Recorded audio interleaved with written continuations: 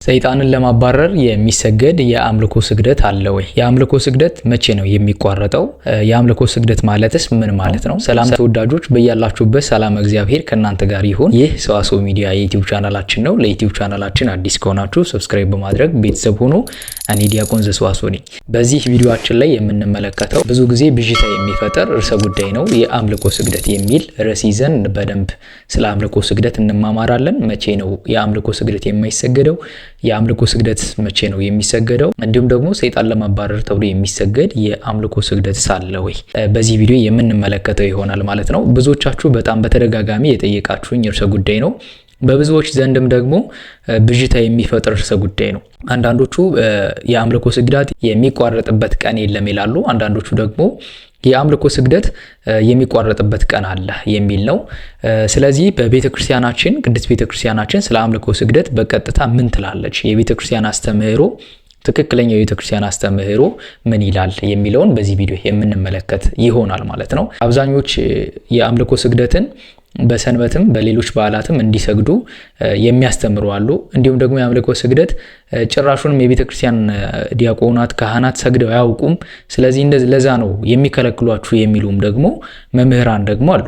ስለዚህ በመጀመሪያ የአምልኮ ስግደት ምንድን ነው? የአምልኮ ስግደት ማለት ሁለት አይነት የአምልኮ ስግደት አለ። በቤተክርስቲያናችን ቤተክርስቲያን የምታስተምረው ሁለት አይነት ስግደት አይነት ነው። ባለፈው ቪዲዮም ላይ ሰርችላችኋለሁ። የጸጋ ስግደትና የአምልኮ ስግደት የሚባል ነው። የጸጋ ስግደት የምንለው ለቅዱሳን ለቤተክርስቲያን ሌሎች አካላት የምንሰግደው የጸጋ ስግደት ይባላል። የአምልኮ ስግደት የምንለው ግን ለእግዚአብሔር ብቻ የሚሰገድ ለእግዚአብሔር የባህሪ ገንዘቡ የሆነ ስግደት የሚገባው ጉልበት ሁሉ ለኢየሱስ ክርስቶስ ይስገድ ይላል።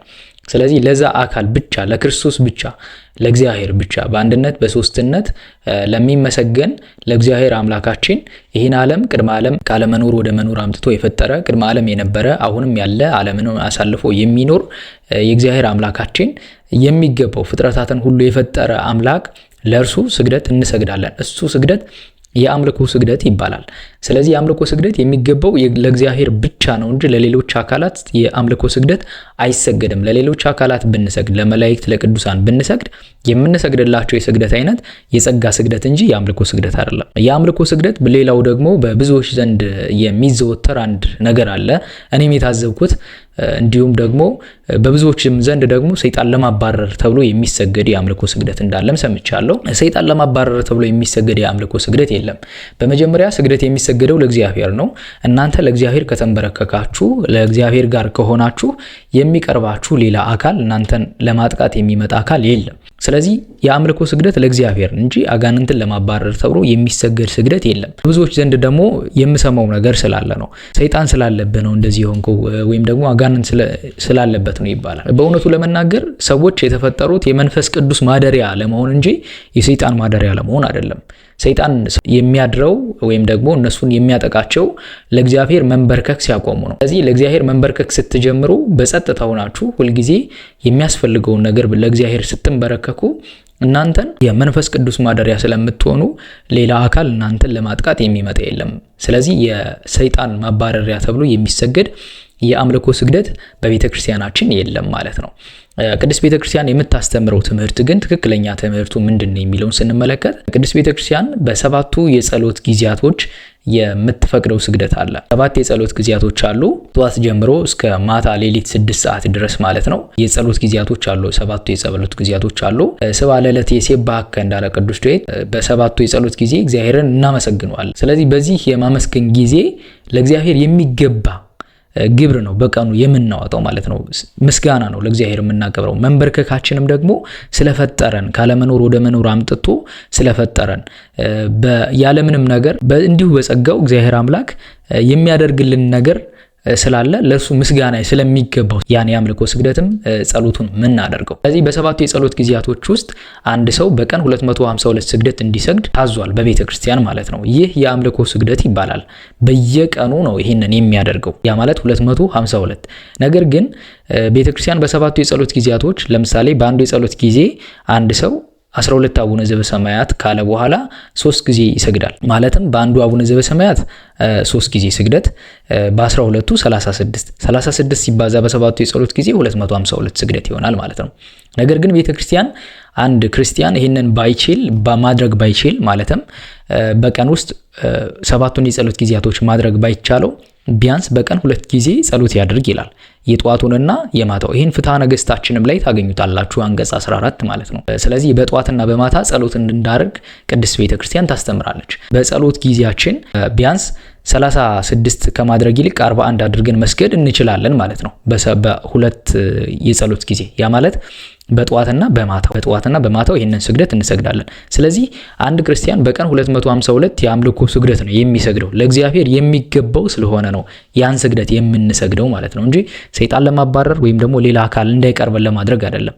ለእግዚአብሔር ስትንበረከኩ ያ አካል ከናንተ ይርቃል። በዛ መንገድ እንሰግዳለን። ነገር ግን ፍትሐ ነገሥታችን ላይ የተቀመጠው የቤተክርስቲያን የሕግ መጽሐፍ ላይ የተቀመጠው ግን 252ቱ ስግደት ደግሞ የማይሰገድባቸው ቀናቶች አሉ።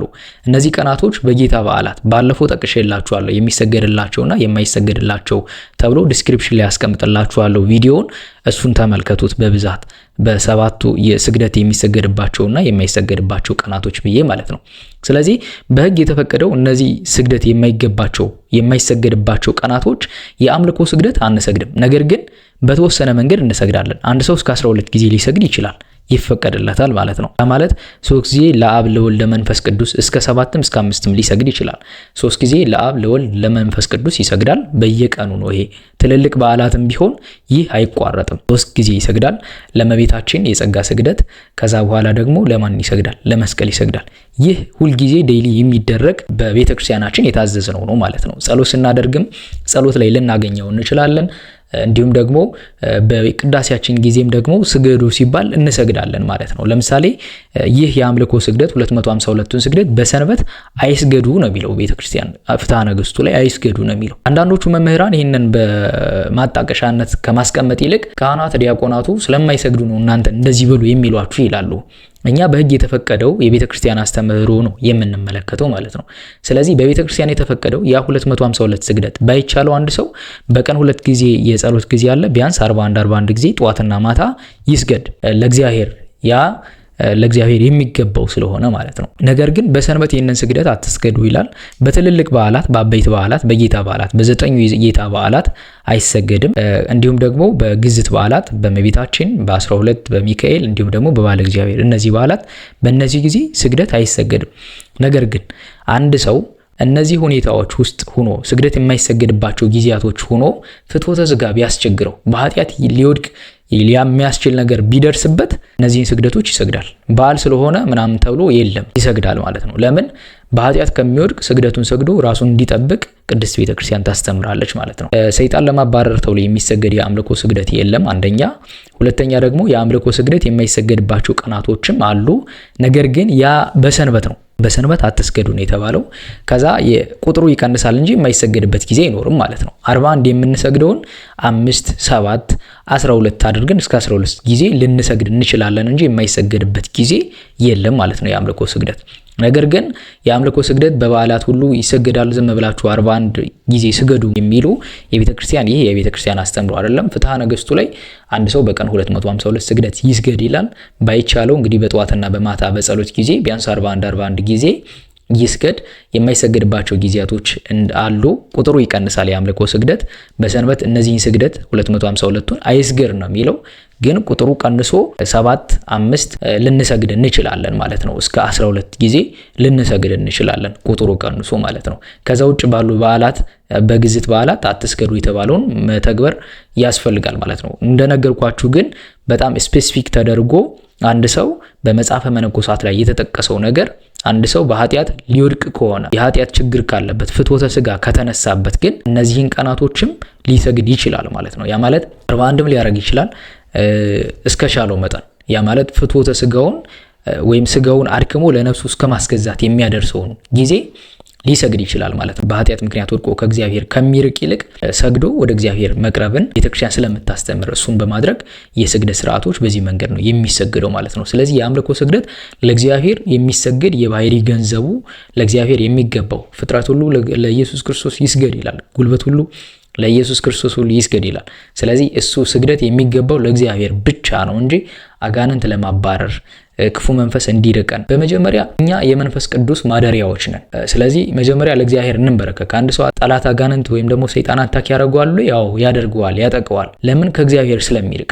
በዚህ መንገድ ለእግዚአብሔር ከተንበረከክ ግን እመኑኝ እናንተን የሚያሸንፍ አካል አይኖርም። በየቀኑ ወደ እግዚአብሔር መቅረብን ልመዱ። ከጸሎት ጋር ስግደት አብዙበት፣ ጾም ጨምሩበት። ወደ እግዚአብሔር ስትቀርቡ እግዚአብሔር ወደ እናንተ ይቀርባል፣ የተሻለውን ነገር ለእናንተ ይሰጣችኋል።